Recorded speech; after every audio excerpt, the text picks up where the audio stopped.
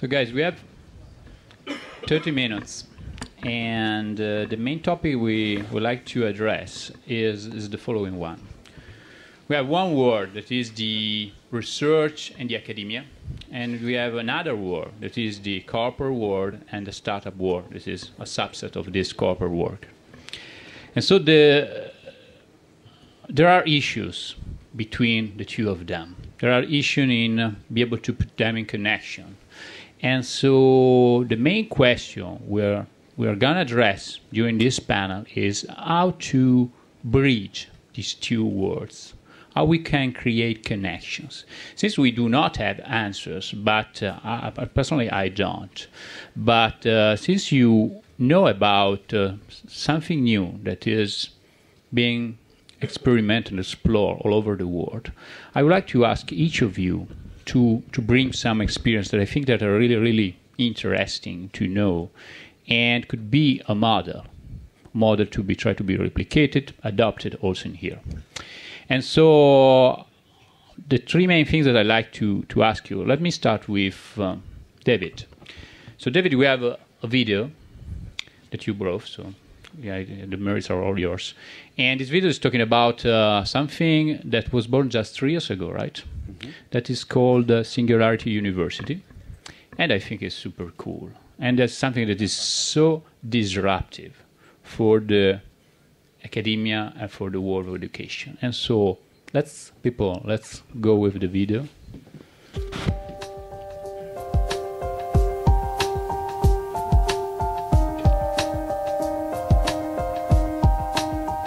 The speed of technological growth now is unprecedented in human history. Events happening around the world affect us in minutes, and we've never been in a time like this before.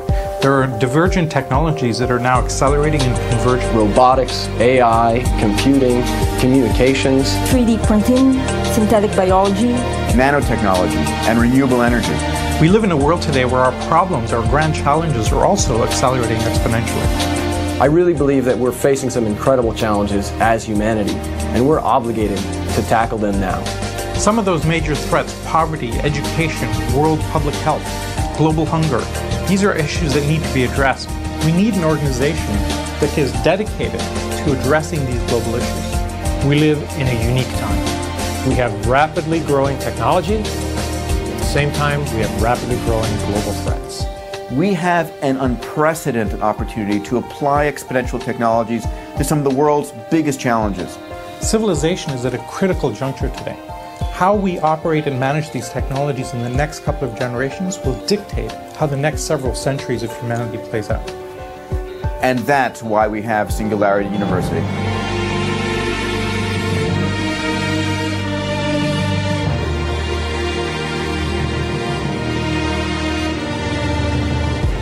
I'm here to help. I'm here to help. I'm here to help. I'm here to help. We have an incredible collection of students attending Singularity University this summer. From an overall group of over 2,200 applicants, we've brought together 80 of the most select, driven, ambitious young leaders in the world. And these are the kind of people who are going to change the world. You can't script innovation. What we're doing here is we're bringing together the smartest young leaders in the world, teaching them about the fastest moving technologies and pointing them at the biggest problems. When you do that, something magical happens. We're entering our 3rd year here at Singularity University. The organization is young, dynamic, and accelerating. And we have an amazing future and vision of where we're going to go. And this is just the beginning.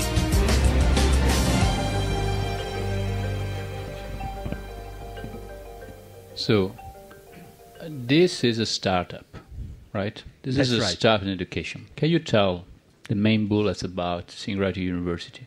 What's new in here? Apart from the name, Singularity University has very little to do with traditional universities, which have been born 800 years ago here in Italy. SU is all about understanding, analyzing, and applying how exponential change impacts entrepreneurship, businesses, the social life, and the personal lives of everybody. We have been founded by Peter Diamandis, who is himself a great innovator of innovation. Through X Prize Foundation, he organized the contest to win the first private space flight project, which is now Virgin Galactic. The other founder of SU is Ray Kurzweil, a futurist, an author, and a great inventor. In my opinion, innovation cannot be taught. It is not something that you can learn in a traditional school through lectures. It is more like athletics. You have to really do it. And rather than teachers, you need coaches or trainers who have had entrepreneurial, innovative experiences themselves.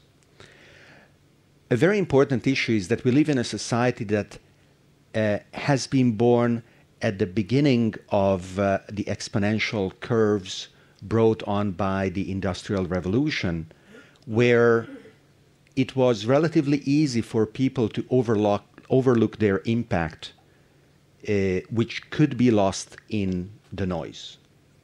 The signals that we see today are evident to everybody, I think, whether it is social networks or new researches in energy, transportation, or medicine. A lot of it is based on information technology, and the pace of change is accelerating. However, we have to better understand how to read these signals and how to apply these signals in our world. So Singularity University selects for its summer course, which is a 9-week-long course, 80 students, 80 participants from all over the world. And I'm very happy to say that in the past 3 years, Italians have been overrepresented as a proportion of population, except for the first year. In the second year and the third year, there were 7-8 students each year out of 80. So as a percentage is really a great result. Even more so if you can consider that we have over 2,000, close to 3,000 applicants. And there are also 1-week-long executive programs. And each of these are extremely hands-on with not only talks, but team projects, field visits with the various laboratories in the Silicon Valley. And as you said, the organization is still very, very new. So we are definitely open to evolving, exploring, and understanding how to do new things. So if I can remember, so if I have to give some titles to what you have just said, I think one of those is a short program. 9 weeks is still short compared to traditional education systems, you know. Sure. Short. Is hands-on. And the first thing that you have not yet said, but I'm going to ask you, is one of the goals of this program is to generate startups, right? Sort of. The input that the students receive at the beginning of the course and the inspiration that drives the entire summer program is find ways to positively impact over 1 billion people's lives in less than 10 years in what you learn and what you want to achieve. Through the summer, teams are formed, and these teams are encouraged to stay and generate a startup. These startups are then coached to give presentations. They are presented to the Silicon Valley venture community, and if they choose so, they can also stay to be incubated at the NASA Ames Research Center facilities. And there are, even if the program is so young, already great success stories like Get Around, which is one of the Singularity University startups, which won a TechCrunch Disrupt Prize, and others which received venture funding already. Okay, let's stay in Silicon Valley. Tom. So can I make a comment about Singularity? Sure, also too. I've been lucky to be involved in giving a workshop like I did at lunch for the last 3 summers for that program, and it's fantastic. So for anybody in the room who would like to learn more, please check it out. I mean, it really is a wonderful experience, and it's not so much measure. This is the difficult thing about any education program.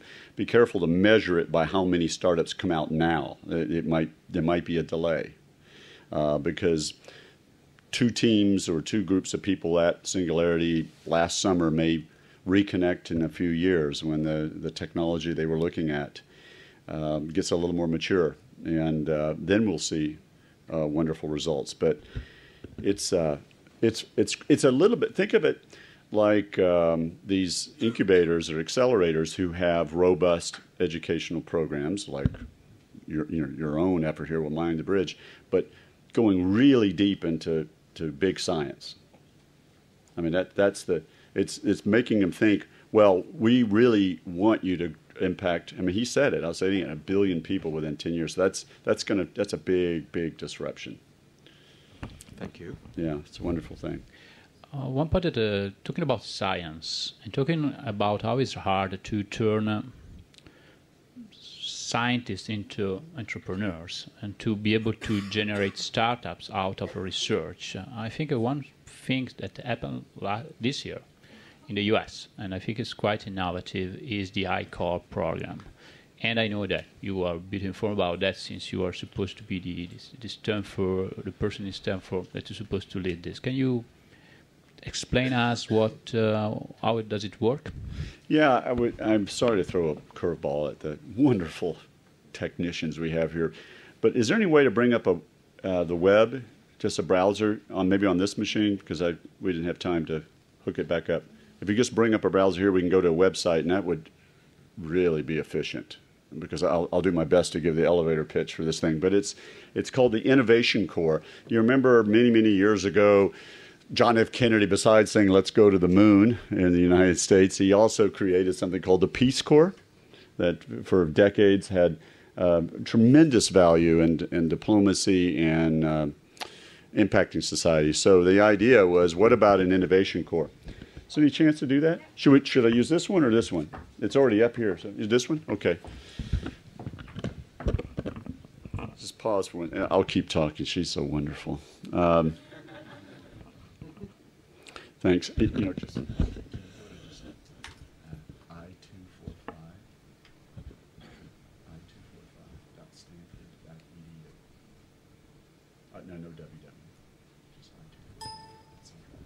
All right, so I invite everybody to do this, so then I'll be really efficient because you go straight there. Okay.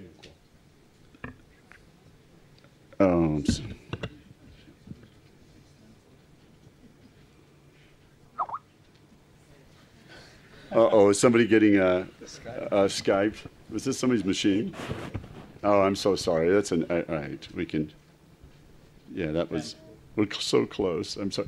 All right, National Science Foundation in America gives out billions of dollars of grants to engineering and science universities in the United States. Maybe something like 7. There he goes. Thank you. Let's give a round of applause.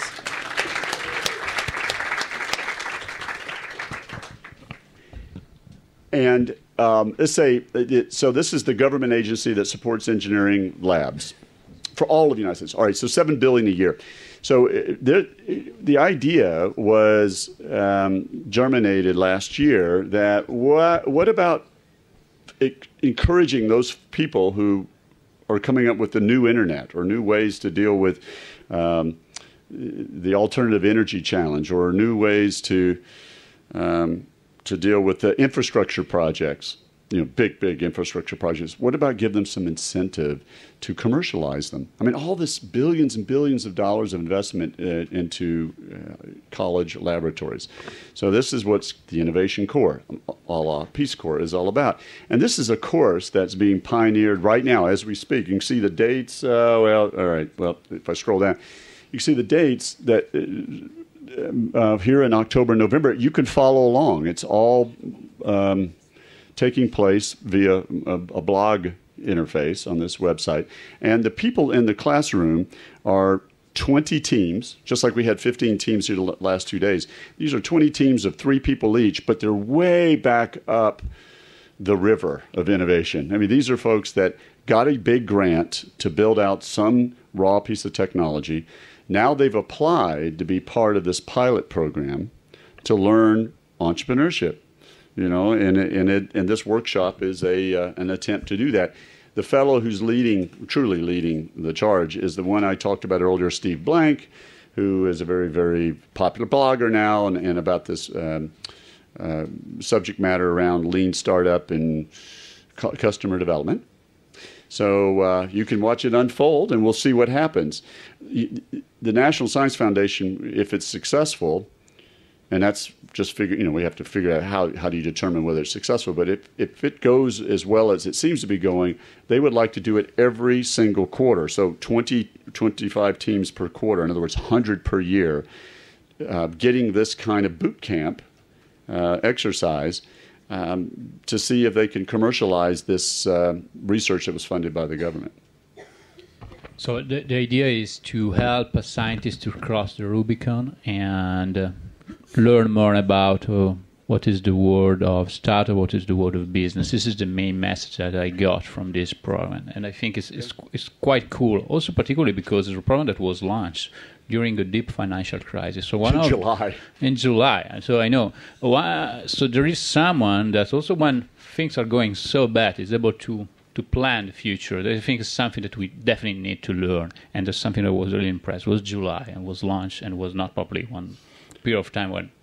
Well, it also just illustrates that every country in the world is trying to figure out some creative solutions to this economic situation we find ourselves in. Yeah, I mean, this beats. What's exciting about this, of course, this is beats that are looking for easy solutions. I remember I love the early panel where somebody talked about the credit default swaps, betting on people defaulting. $6 trillion or 60, some incredible number. And this program is very, very efficient. I think it's the budget for this program for those 100 teams for the next 3 years is just several million dollars. I mean, several $million, that's all. I mean, as opposed to the kind of investment that was going into what sometimes people like to call casino capitalism. This is exactly the opposite. Things like Singularity University or the Innovation Corps that we happen to be lucky to be doing the education for. All right, that's it. That's what is called to be innovative also in politics area. That is something that we definitely need here. So, moving back to Europe, Paris, you work a lot in the investment banking area. So you came from the corporate world, from the investment world, and now you work in a university in Madrid. And so what's your experience in the European education system and its efficiency to dialogue with the corporate world and with the startups world? What we have learned, what are you trying to transfer to this world? What are you trying to explore? Okay, thank you. The approach that we're taking at IE Business School is a little more back to basics. I mean, we've heard a lot today about how we can help you become entrepreneurs. But I'd like you to take a step back and think to yourselves, how many of you really here are going to start a company someday? Okay? Quite a few of you. But if you look at this in terms of the population in general, and we look at Europe the way it is today with the economic crisis and the whole works, one of the things that we're trying to stress is that people need to think like entrepreneurs. Entrepreneurship is not for everybody. And especially in Europe, the relationship between risk and entrepreneurship is critical. This is not like the U.S. where people mortgage their homes. I mean, to tell a European to mortgage his home to start one of these ideas we heard today is a long stretch. I think we're pretty crazy over there in that respect, but and it's coming. The whole relationship with risk is changing in Europe. But I'd like to take a step back and ask you, it's more important to think like an entrepreneur today in Europe than to be an entrepreneur. And let me give you some examples of what I mean by that. And here I'm pretty fortunate to have both Marco and Tom as adjunct faculty at IE. And I recently spent some time with Marco in Silicon Valley at Google. And I think Google is exactly what I'm talking about. The sort of people they hire at Google are exactly those people that think like entrepreneurs. And I asked Marco the question, and if you look at Jeff Jarvis's book on the Google way and how Google does it, you'll see exactly the same points. And Marco said to me, you know, at Google, we usually interview somebody between 6 and 9 months. And we ask 3 things of them, okay? Number 1, analytical skills. Number 2, the ability to communicate, to express themselves. Persuasion, to be able to sell themselves. And number 3, to experiment, the ability to experiment. Now, what does that tell you about the mentality of the person that can do those 3 things? They have an open mind. Now, is that what we're pushed to do today in institutions and universities? No. In most universities and institutions today, we are being pushed to specialize in knowledge, to become good at something in particular.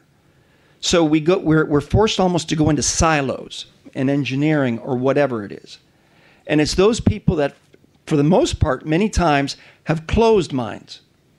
So what I'd like to make the point here that I think the role of education in entrepreneurship is enormous. And it's about opening those minds. Because if you can have an open mind, you can learn to sell yourself. And I think you're particularly lucky here in Italy. Italians are very good at selling themselves. Very good. They did a survey last year. They interviewed 50,000 people and they asked them, when you think about coffee, what country do you think about? 72% said Italy. They don't even have coffee.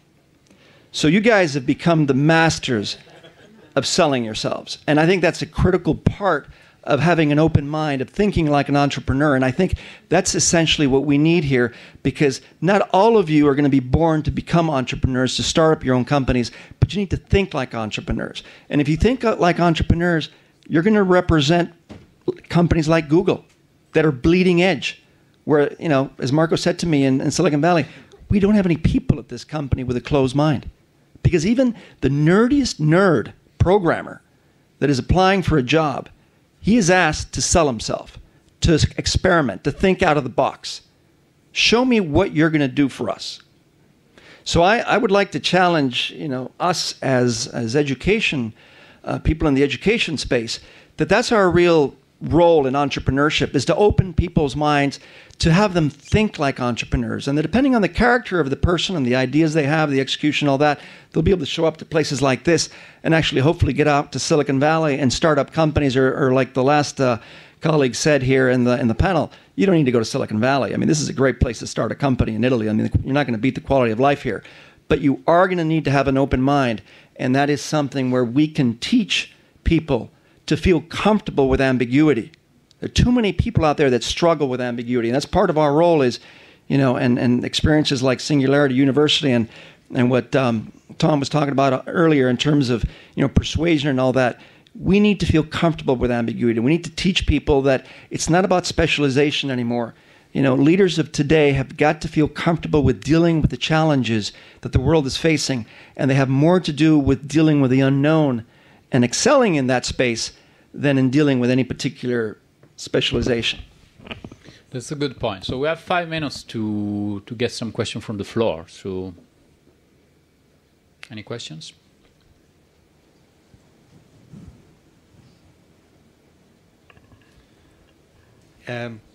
If you want to send your application to Singularity University, the time is now.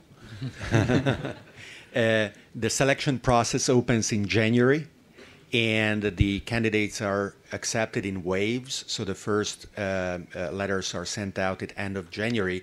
but people are accepted until the end of May, and then in June the course starts. So take a look at singularityU.org. How much does it cost? Singularity University is a non-profit organization. We have many sponsors. We need more. So if there are any enterprises that want to be on the side of NASA, Google, ePlanet Ventures, Nokia, and our other sponsors, they are very welcome. The summer course costs $25,000, and the executive program for 1 week costs $12,000. Now, 80 positions in the summer are open, and about half of them receive full or partial grants. So you cost. That's room and board and instruction, including room, board, instruction. The only addition 2 months and So the only additional cost for the students is travel. Getting there. Yeah, getting there, and so in your application you can actually say, I would like to apply for a full grant, and you will be potentially awarded a full grant, so you get there for free. That was quite a pitch. I want to go. Me too. Me too. And we had people who are 17 years old and people who are 50 or 55 years old. What's wrong with that? No, that's what I mean. We welcome people of all ages, of all geographies, and I know. So the three of us are welcome. Okay. Good to know. So if there are no questions from the floor, let me close this panel with the lesson that I got is maybe entrepreneurship cannot be tough, but we can try to teach people to think like entrepreneur. I think that could be just a good initial way of starting. Okay, so thank you, Tom. Thank you, Paris. Thank you, David. And move to the next speech.